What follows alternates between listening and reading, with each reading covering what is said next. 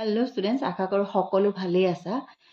আজি মই তোমালোকক মই ভিডিঅ'টো দিছিলোঁ অষ্টম শ্ৰেণীৰ পাঠ ক্লাছ 8ৰ পাঠ ভাৰতৰ ঐক্য। অসমীয়াৰ প্ৰথম পাঠ ভাৰতৰ ঐক্য লেচনটো মই ভালকৈ বুজাই দিছিলোঁ, ব্যাখ্যা কৰিছিলোঁ আৰু তাৰে কুৱেশ্যন আনচাৰবোৰ কৰাই দিছিলোঁ। 1, 2 এনেকৈ গোটেইখিনি কুৱেশ্যন কৰাই দিছিলোঁ। 3 নম্বৰ কুৱেশ্যনটো কৰোৱা নাছিলোঁ। মই কৈছিলোঁ যে যদি তোমালোকক লাগে তোমালোকে কমেণ্ট কৰিবা। তাৰে মই এতিয়া কমেণ্ট পাইছোঁ, গতিকে মই এই 3 নম্বৰ লেচনটো এই 3 নম্বৰৰ কুৱেশ্যন আনচাৰকেইটা কৰি দিছোঁ। এতিয়া চোৱা, ইয়াতে দিছে কুৱেশ্যনটো হৈছে কি চোৱা, জৱাহৰলাল নেহেৰুৱে ভাৰতৰ জাতীয়তাবোধ সম্পূৰ্ণ নতুন ধাৰণা বুলি ভাবে নেকি? এতিয়া চোৱা, জৱাহৰলাল নেহেৰুৱে ভাৰতৰ জাতীয়তাবোধ সম্পূৰ্ণ নতুন ধাৰণা বুলি ভাবে নেকি? মেইন কথা হৈছে কি, জাতীয়তাবোধ মানেনো কি? হ'ল আমি ভাৰতীয়, হয় নাই? আমি আমাৰ দেশখনৰ প্ৰত্যেক জেগাৰ, আমাৰ বুলিয়ে নহয় প্ৰত্যেক জেগাৰে, এতিয়া ভাৰতবৰ্ষৰে বিভিন্ন জেগা আছে নাই চোৱা, অসমীয়াসকলৰ কালচাৰ বেলেগ, বিহাৰীসকলৰ কালচাৰ বেলেগ, পাঞ্জাৱীসকলৰ কালচাৰ বেলেগ, মানে নিজৰ যিটো বোধ, নিজৰ যিটো জাতীয় জীৱনৰ যিটো চবৰে নিজৰ কিছুমান নীতি নিয়ম আছে, নিজৰ খাদ্যাভ্যাস আছে, নিজৰ পূজা পাতলৰ নিয়ম নীতি আছে। মানে এইবিলাক চব এই নিজৰ একোটা প্ৰত্যেকটো বস্তুৰে নিজৰ বোধ জাতীয়তাবোধ বুলি কয়। যেনেকৈ অসমত এতিয়া খুব শব্দটো শুনি থকা নাই, জাতীয়তাবাদী নেতা, জাতীয়তাবাদী আমুক, জাতীয়তাবোধ নাইকিয়া হৈ গ'ল মানুহবিলাকৰ, শুনা নহয়? ঠিক তেনেকৈ এই গোটেইখিনি লগাই ভাৰতবৰ্ষখন। গতিকে আমাৰ ভাৰতবৰ্ষৰ নিজা এটা কালচাৰ আছে, হয়নে? ভাৰতৰ কালচাৰ আমাৰ আমেৰিকা, ইংলেণ্ড, চাইনা এনেকুৱা পশ্চিমীয়া কালচাৰৰ লগত নিমিলে। আমাৰ ভাৰতবৰ্ষৰ কালচাৰবিলাক বহুত বেলেগ। সেই জাতীয়তাবোধ, সেইটো হৈছে জাতীয়তাবোধ, হয় নাই? জৱাহৰলাল নেহেৰু দেৱৰ মতে ভাৰতৰ জাতীয়তাবোধ সম্পূৰ্ণ নতুন ধাৰণা নহয়, কিন্তু আজিৰ জাতীয়তাৰ ধাৰণা আগতকৈ বহুত বহল হৈ গৈছে। আগৰ নিচিনা হৈ থকা নাই, আজিকালি আগৰ দৰতকৈ বহল হৈছে। বিদেশতো ভাৰতীয়সকলে নিজৰ ভিতৰত দলগত পাৰ্থক্য থকা স্বত্বেও এৰাব নোৱাৰাকৈ একোটা জাতীয় প্ৰতিষ্ঠান গঢ়ি তুলি নানা উদ্দেশ্যৰ বাবে পৰস্পৰ সংযুক্ত হৈ ৰয়। হ'ল, যিকোনো ধৰ্মাৱলম্বী লোক এজনৰ ভাৰতৰ ভিতৰতে হওক বা বাহিৰতে হওক প্ৰথম পৰিচয় এজন ভাৰতীয় হিচাপেহে। হ'ল, এই যে আমি হিন্দু মুছলিম এতিয়াহে কৈ থাকে, আগৰ দিনততো এইবিলাক ইমান নাছিলে ন। যিমানেই যি নহওক, মুছলিম ল'ৰা এজনো যদি ফৰেনত যায় তেওঁ হৈছে ইণ্ডিয়ান, পাছপৰ্টত তেওঁ এটাই থাকিব ইণ্ডিয়ান। হিন্দু ল'ৰা এজনো যদি ক'ৰবাত যায় তেওঁৰ পাছপৰ্টত এটাই থাকিব ইণ্ডিয়ান। পাঞ্জাৱী ল'ৰা এজন যদি ক'ৰবাত যায়, শৈখ ল'ৰা এজন যদি ক'ৰবাত যায় তেওঁ থাকিব ইণ্ডিয়ান। খ্ৰীষ্টিয়ান ল'ৰাজনে যদি ক'ৰবাত, ইণ্ডিয়াৰ খ্ৰীষ্টিয়ান ল'ৰা এটা যদি য'তেই বাহিৰত নাযায়, আমেৰিকা, ইউৰোপ য'তেই নাযায়, তেখেতৰ মেইন আইডেণ্টিফিকেশ্যনটো হ'ব কি ইণ্ডিয়ান। হ'ল, সেইটোকে কৈছে যে জাতীয়তাবোধটো তাৰমানে সেইটো এতিয়াৰ কথা নহয়, এইটো অতীতৰ কথা আৰু তাৰমানে সেইটোকে কয় জাতীয়তাবোধ। বুজি পাইছা? যিকোনো ধৰ্মাৱলম্বী লোক এজনৰ ভাৰতৰ ভিতৰতে হওক বা বাহিৰতে হওক প্ৰথম পৰিচয় এজন ভাৰতীয় হিচাপেহে। হ'ল, নেশ্যনেলিটি আমাৰ কি হয়? ইণ্ডিয়ান বুলি লিখোঁ নে নিলিখোঁ? সেইটোৱে চোৱা। আকৌ 2 নম্বৰটো হৈছে কি, জাতি বা ধৰ্মৰ পাৰ্থক্যবোৰৰ বিষয়ে জৱাহৰলাল নেহেৰুৰ মতামত কি? হ'ল, তেখেতে কি মতামত দিছে জাতি ধৰ্মৰ পাৰ্থক্যবোৰৰ কাৰণে? জৱাহৰলাল নেহেৰু দেৱে জাতি বা ধৰ্মৰ পাৰ্থক্যৰ ঊৰ্ধত সমন্বয় বুলি কৈছে।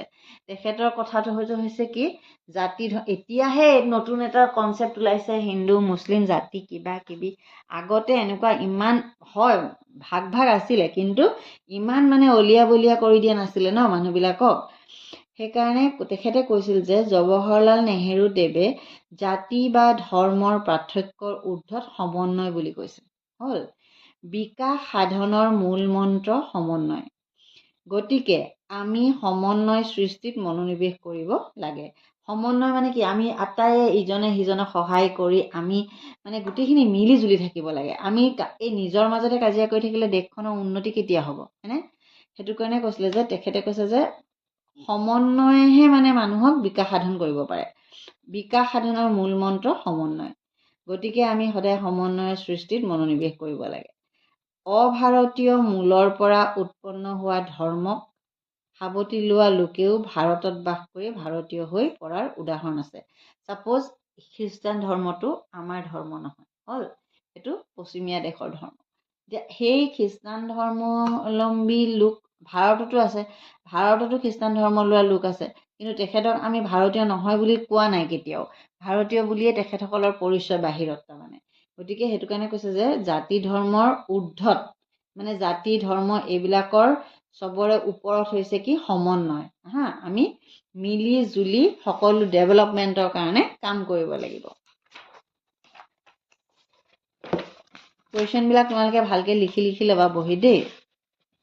এতিয়া এই আছো 3 নম্বৰ কুৱেশ্যন, গ নম্বৰটো হৈছে 3 নম্বৰ গ, ভাৰতৰ বিষয়ে ভাবিলে, এইটো চোৱা কি ধুনীয়া কুৱেশ্যন এটা, এই কুৱেশ্যনটো কিন্তু আহিব পাৰে দেই, এইটো ভাল লাগিছে। ভাৰতৰ বিষয়ে ভাবিলে জৱাহৰলাল নেহেৰুৰ মনলৈ কি কি ছবি আহে? হ'ল মানে ভাৰত বুলি কৈ দিয়াৰ লগে লগে তেখেতে এজন প্ৰধানমন্ত্ৰী, স্বাধীন ভাৰতৰ প্ৰথম প্ৰধানমন্ত্ৰী, গতিকে তেওঁৰ দেশখনৰ প্ৰতি কিমান মৰম আছিলে। ভাৰতৰ বিষয়ে ভাবিলে জৱাহৰলাল নেহেৰুৰ মনলৈ কি কি ছবি আহে? হ'ল মন কৰিবা, এনে আমি যিহেতু ডাঙৰ ডাঙৰ মানুহবিলাকৰ আগত দেৱ লগাওঁ, কিন্তু বেছিভাগ তুমি জৱাহৰলাল নেহেৰুৰ লগত কোনো অসমীয়াতে দেৱ লগোৱা দেখা নোপোৱা। কেলে? তেওঁ মানে হেৰিয়ক ভাল পাইছিলে, সৰু সৰু ল'ৰা ছোৱালীবিলাকক ভাল পাইছিলে, সেইটো কাৰণেতো 14 নৱেম্বৰ তেওঁৰ জন্মদিনটোক শিশু দিৱস হিচাপে পালন কৰা হয়। কিন্তু সেই শিশুসকলৰ কাৰণে তেখেতক তাৰমানে ডাইৰেক্ট মাতিব কৈছিলে, শিশুসকলক দেৱ চেৱ লগাবলৈ কোৱা নাছিলে তাৰমানে। ভাৰতৰ বিষয়ে জৱাহৰলাল মোৰ আখৰটো ভাৰতৰ বিষয়ে জৱাহৰলাল নেহেৰুৱে বহু কথাই মনলৈ আহে বুলি কৈছে। ভাৰতৰ বিষয়ে ভাবিলে হ'ব লাগিছিলে দেই, এই ভাবিলেতো ইয়াতে লিখি দিব, ভাৰতৰ বিষয়ে ভাবিলে জৱাহৰলাল নেহেৰুৱে বহু কথাই মনলৈ আহে বুলি কৈছে। তাৰে ভিতৰত আহল বহল পথাৰবোৰ, গাঁওবোৰ, নগৰ চহৰবোৰ, বৰ্ষাকালৰ ধাৰাসাৰ বৃষ্টি, নদ নদী, জকমকীয়া সেউজীয়া সৌন্দৰ্যৰ ধৰণী, শুভ্ৰ হিমালয়, কাশ্মীৰৰ পাৰ্বত্য ভূমিৰ উপত্যকা আদিয়ে প্ৰধান।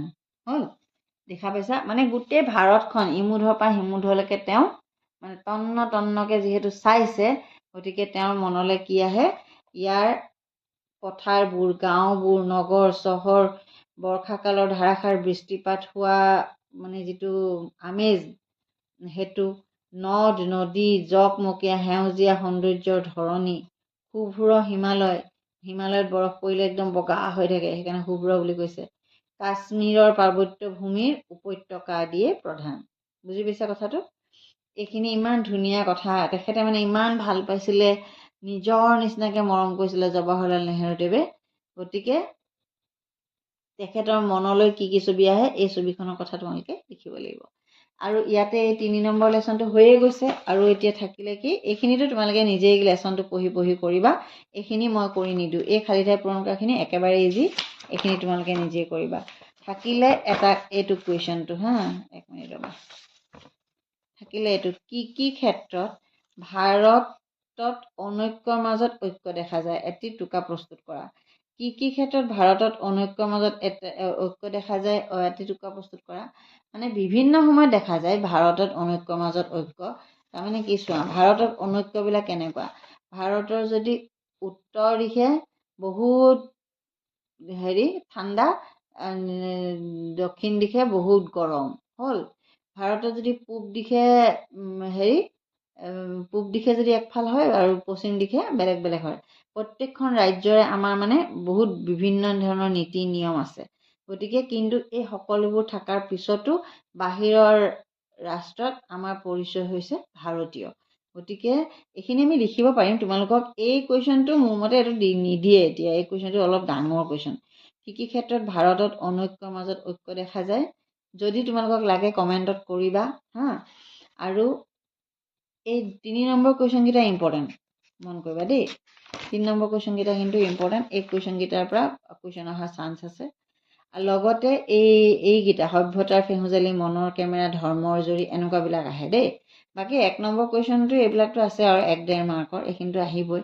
আৰু লগতে এই যে বিপৰীত শব্দ লিখা, তাৰপিছতে বিপৰীত শব্দ লিখা, তাৰপিছতে আকৌ সমাৰ্থক শব্দ লিখা, সেইখিনি ইয়াত যে দিলোঁ মই, সেইখিনি তাৰ পৰা আহিব পাৰে, ভালকৈ চাবা। আজিলৈ এৰিছোঁ, লগ পাওঁ আন এটা ভিডিঅ'ত। ইয়াৰ পিছত তোমালোকক মই পঢ়াম নেক্সট লেচনটো জ্ঞানী কোন। মই কাইলৈ দি দিম লেচনটো। আজিলৈ আহিছোঁ। যদি তোমালোকৰ ভিডিঅ'টো ভাল লাগিলে লাইক কৰিবা, তোমালোকৰ বন্ধুবৰ্গৰ লগত শ্বেয়াৰ কৰিবা, কমেণ্ট এটা কৰিবা, আৰু কেনেকুৱা ধৰণৰ ভিডিঅ' লাগে জনাবা। এই চেনেলটোত তোমালোকে মেথছৰ ভিডিঅ', ইংলিছৰ ভিডিঅ', ছায়েন্সৰ ভিডিঅ' সকলো পাবা। চেনেলটো ছাবস্ক্ৰাইব কৰি থৈ ল'বা। আজিলৈ এৰিছোঁ, লগ পাম আন এটা ভিডিঅ'ত।